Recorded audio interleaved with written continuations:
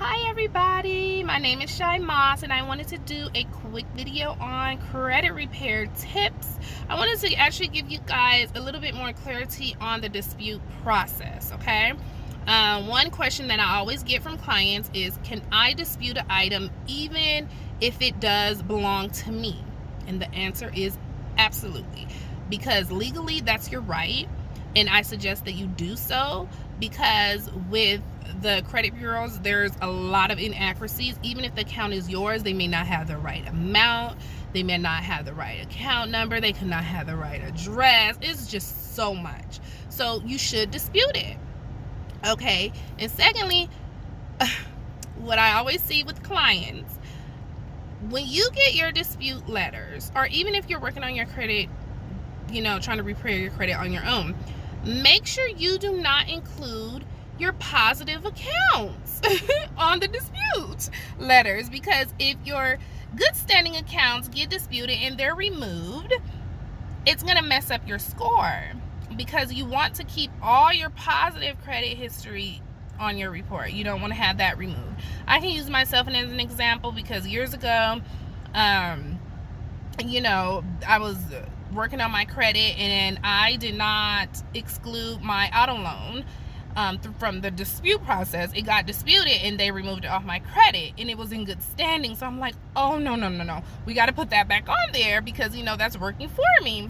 So you want to be very mindful that you do not get any of your positive accounts removed off your report. So just read the letters, because I know a lot of you just get the letters, sign them, and mail them off. That's not what we're doing. We're gonna read them, okay? Just to make sure that you don't have any good accounts on that dispute process. You don't want that.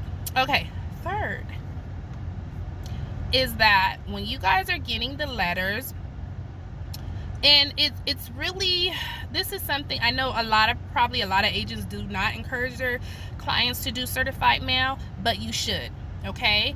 And then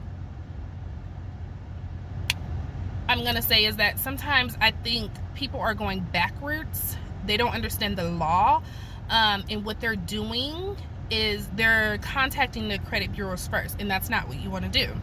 So let me put it this way. Okay, we're going to use Verizon as an example. Say, for instance, you have an outstanding balance with Verizon, and it's reporting negative on your credit report. So what you're going to do before you do anything with the credit bureaus, you actually want to validate that debt, okay? You want to go ahead and go through the dispute process with them.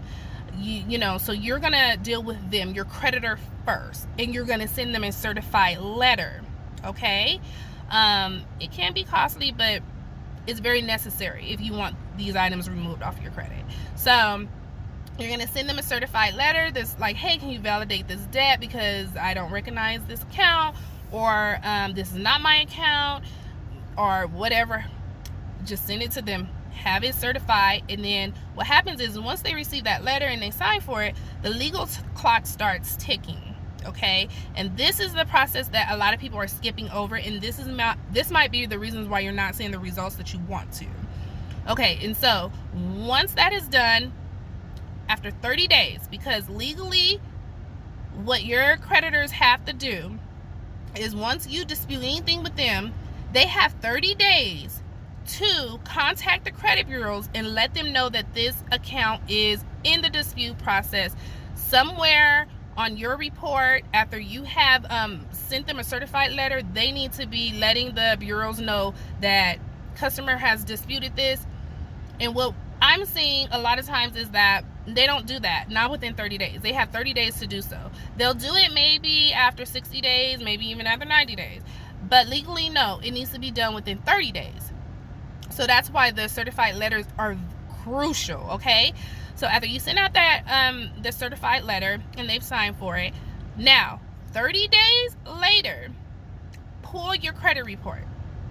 And when you pull your credit report, and if it does not have a line stating that this customer is disputing this, or customer is disputing this account, if it does not show on there, you got them. That's your leverage, okay?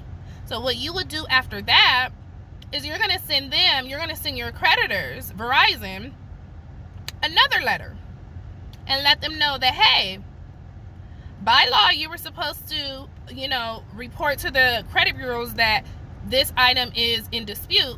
It is not. So can you go ahead and have this item removed off my credit? Or I'm going to be forced to go ahead and take legal action. Because legally you can sue them, and then you can actually get up to $1,000 for them not doing that. So that's why the certified letters are crucial.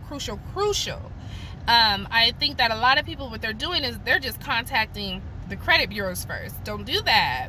No. There's laws. There's two different laws. There's laws that the credit bureaus have to abide by, and then there's laws that the banks and your creditors have to abide by. So that is one way, a huge way to get them, because they're not reporting that within 30 days. But you need to have that proof. So when you contact and you're like, hey, with these certified letters, here's the timestamp, and this was not done within the right time, so hey, remove it. Okay, so those are a few tips that you can use, and that's it for today. Till next time, bye.